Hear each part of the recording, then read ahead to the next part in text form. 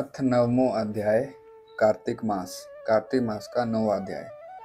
तत्पश्चात वृंदा ने स्वप्न में तेल लगाए हुए बैसे पर आरूढ़ व नगन श्री जलंधर को देखा। काले पुष्पों की माला धारण किए हुए भूतों के साथ दक्षिणा दिशा की ओर प्रस्थान करते हुए देखा तथा मुंह और सिर मुंडाए इत्यादि अंधेरी स्थितियों में जलंधर को देखा। अपना ग्राम सागर में समा गया है देखकर जाग पड़ी और सोचने लगी। जागने के अपशकुन सूर्य के अंदर छिद्र अथवा उसे स्थिर देखकर वह अरिष्ट मानकर भय से बेचैन होकर विलाप करने लगी। तत्पश्चात अपने आप को दुख में पाकर आराम पाने के लिए गौशाला, मकानों की ऊपर वाली मंजिलों पर तथा बागों में गई। वहां भी एक बाग से दूसरे बाग में गई किंतु सुख न पा सकी। तब वृंदा ने टहलते हुए 2 राक्षस देखे जिनके सिंह मुंह थे।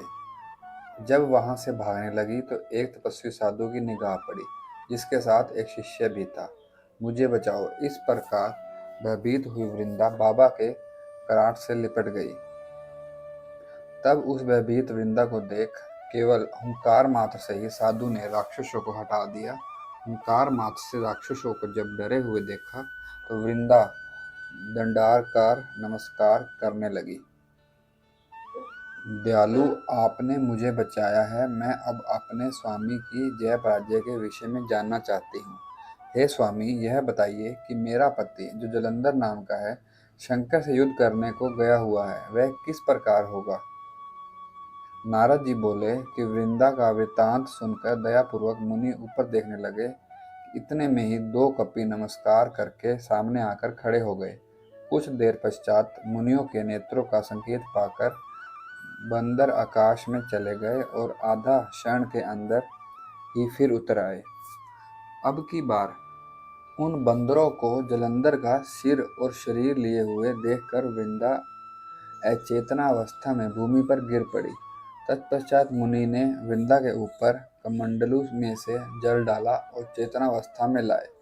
तब वह पति के मस्तक पर मस्तक रखकर विलाप करने लगी। रोती हुई वृंदा मुनि से कहने लगी, जिसने मुझे अच्छी बातों से खुश किया वह मुझसे क्यों नहीं बात कर रहा है। उसका कोई अपराध भी नहीं है। जिस जलंधर ने तीनों लोकों के देव, गंधर्व और विष्णु सहित विजय कर लिया था, वह तपस्या करने वाले से किस प्रकार मारा गया। मुनि महाराज, इसे फिर से जीवित करो, आप इसमें समर्थ हैं। वृंदा की प्रार्थना को सुनकर मुनि ने कहा, तुम्हारे ऊपर कृपालु होकर हम इसको जिला सकते हैं, किंतु शंकर भगवान के मारे हुए को जीवित करने में हम असमर्थ हैं। इतना कहकर ही मुनि महाराज अंतर्ध्यान हुए और पीछे ही दैत्य जलंधर खड़ा होकर के हंसता हुआ वृंदा का आलिंगन करने लगा। तत्पश्चात वृंदा अपने पति को देखकर प्रसन्न हुई और वन में ही बहुत लंबे समय तक रमण करती रही। इस प्रकार कई दिन स्त्री संभोग के पश्चात विष्णु जी को देखकर वृंदा बहुत कुपित हुई और धमका कर कहा, तुम्हारे स्वभाव को धिक्कार है।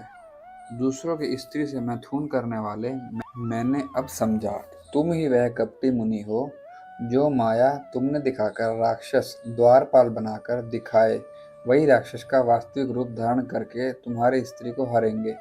तुम वन वन में स्त्री से दुखी होकर फिरोगी। जो तुम्हारा शिष्य बना था वही बंदर का रूप धारण करके सहायता करेगा और जाओ तुम शिला बनोगे। इस प्रकार और शाप दिया। तब विष्णु जी बोले कि तू भी मुझे वृक्ष हो पाएगी। तत्पश्चात वृंदा जलंधर की ध्यान में रख के चिता में भस्म हो गई और विष्णु जी के बहुत रोकने और मना करने पर भी वह अपने ध्येय से विचलित नहीं हुई। विष्णु जी भी उसके वियोग में उसकी भस्म चिता में ही मरते रहे और उसी स्थान पर रहे। उन्हें कितने ही देवताओं और सिद्धों ने समझाया पर विष्णु शांत नहीं हुए। नारद जी बोले कि जलंधर ने शंकर को अपने से अधिक शक्तिशाली समझकर माया से पार्वती बनाई। शंकर जी उस प्रकार शुंभ निशुंभ आदि द्वारा आहत होती हुई पार्वती को देखकर बहुत उदास हुए और अपनी शक्ति को भी भूल गए। मुख नीचे करके बिल्कुल चुप हो गए। तत्पश्चात जलंधर के द्वारा शंकर जी के सीने में 3 बाण बहुत तीव्र मारे इस प्रकार शंकर को संकटावस्था में देख विष्णु जी ने आकर सब दैत्यों के लिए माया बनाई। उस प्रकार की माया को शंकर जी समझकर ज्वालामाली तथा भयंकर हो उठे। इस शक्ल को देखकर सारे दानव लोग दिशाओं में तथा आकाश में को पलायन कर गए, सामने न डट सके। तब शिव ने शुंभ और निशुंभ को शाप दिया कि हमारे युद्ध से भाग गए, इनको पार्वती मारेगी। तो फिर जलंधर बाण छोड़ने लगा। बाणों से सारे में अंधार ही अंधकार छा गया। जितनी देर में शंकर ने इन बाणों को काटा, इतनी देर में परिधि और नंदी वृषभ जलंधर के द्वारा मारकर भगा दिए गए। शंकर ने बहुत रोकने की चेष्टा की, किंतु जलंधर न थम सका। जलंधर की आयु और शक्ति ठीक उसी समय नष्ट हो गई, जबकि वृंदा का पतिव्रत खंडित हुआ। इस प्रकार का अद्भुत आश्चर्य देख विष्णु जी ने अपना सुदर्शन चक्र वैष्णव तेज उसी में रखकर शंकर को समर्पण किया। शंकर ने भी अपना शैव तेज उसमें रखा। इस प्रकार ऋषियों के तप का, पहाड़ों का गौरव, पतिव्रता स्त्रियों का तथा ब्रह्मा का भी तेज सुदर्शन चक्र में मिलाकर वृंदा की चिता भूमि की ओर विष्णु जी चले गए। और उसके बाद शिव जी ने बहुत कुपित होकर जलंधर की ओर सुदर्शन चक्र चलाया। जलंधर का सिर अलग कर भूमि में डाल दिया। उसका शीर भी भूमि पर गिरकर जोर का शब्द करते हुए रथ से गिर पड़ा तथा जलंधर का तेज शंकर में और वृंदा का पार्वती में लीन हो गया। तत्पश्चात ब्रह्मा आदि देवता बहुत प्रसन्न हुए और शंकर को नमस्कार करने लगे तथा विष्णु जी का चरित्र वर्णन करना आरंभ कर दिया। हे महादेव जी, आपने देवताओं की शत्रुता से रक्षा की है, किंतु और भी कुछ घटित हुआ है, उसके लिए उपाय करना चाहिए। विष्णु जी वृंदा की सुंदरता में मोहित हो गए। ऐसे सुन शंकर जी बोले कि विष्णु जी का मोह छुड़ाने के लिए तुम सब लोग आदि माया भगवती की शरण में जाओ, वे तुम्हारा सब काम करेगी। ऐसे नारद पृथु से बोले कि शंकर जी इतना बोल अंतर्ध्यान हुए और देवता लोग देवी की स्तुति करने लगे। उत्पत्ति पालक नाश के कारण सत्व गुण, रजोगुण, तमोगुण जिससे उत्पन्न है, जिसकी इच्छा ही से सब जगत होता है, उस प्रकृति को हम सब लोग नमस्कार करते हैं। और जिसने 23 रूप धारण कर पालन किया, जिसके रूप कर्मों को जड़ और स्त्रियों की तथा ब्रह्मादि देव आदि भी नहीं जानते, उसको नमस्कार है। नारद जी पृथु से बोलते हैं कि एकाग्रमन होके जो 3 काल में इस स्तोत्र का पाठ करे तो उसको दरिद्र, मुंह व दुख नहीं होते। ऐसे स्तुति करते देवों ने आकाश में तेज देखा, जिसकी ज्वालाओं से दिशा व्याप्त है। उसके मध्य से आकाशवाणी सुनी कि गौरी, लक्ष्मी और सरस्वती रजोगुण, सतोगुण और तमोगुण भेद से ही मैं 3 रूप हूँ। वहाँ जाओ, वे तुम्हारा कार्य करेंगे। ऐसे देवों को सुनते ही वह तेज अंतर्ध्यान हो गया। तब भक्ति तत्पर देव गौरी, लक्ष्मी व सरस्वती को प्रणाम करने लगे और वृंदा की भाषा में विष्णु जी को बताया कि अब तीनों देवी ने 3 बीज दिए हुए और बोली कि इन बीजों को जिधर विष्णु जी है बो, तब तुम्हारा काम सिद्ध होगा।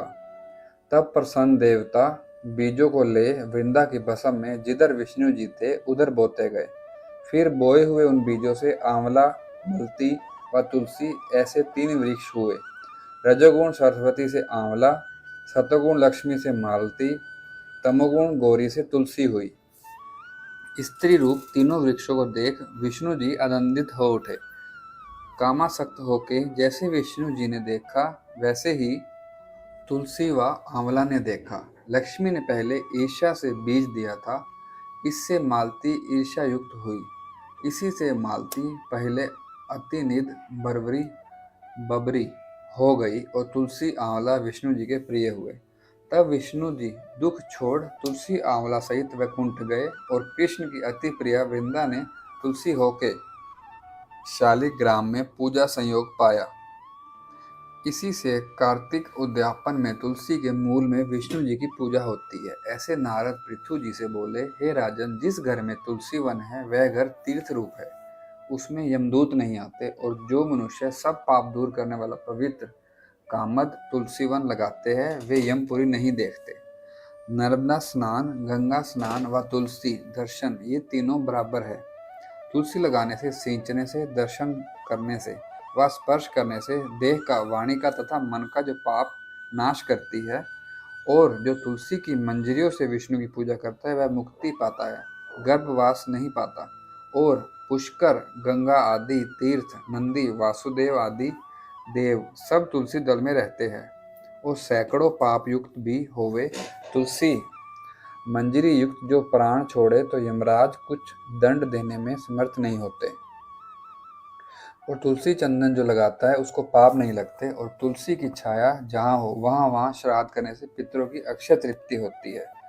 और तुलसी गंध युक्त जो कुछ मनुष्य देते हैं उससे कोटि हजार कल्प भगवान प्रसन्न रहते हैं। और तुलसी मंजरी सहित जो मनुष्य कार्तिक में भगवान को पूजता है वह पत्ते पत्ते मोती के फल को पाता है।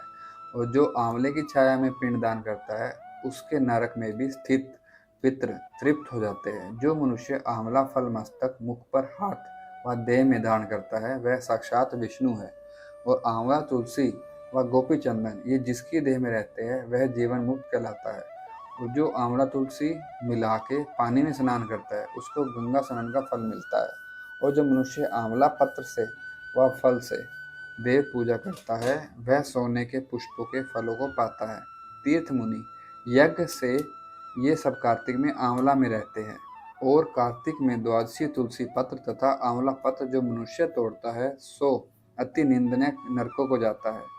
जो मनुष्य कार्तिक में आंवले की छाया में भोजन करता है 100 वर्ष पर्यंत के संग के पाप से छूट जाता है। और जो मनुष्य कार्तिक में आंवले के मूल में विष्णु जी का पूजन करता है उसने मानो सब तीर्थों में विष्णु पूजन किया।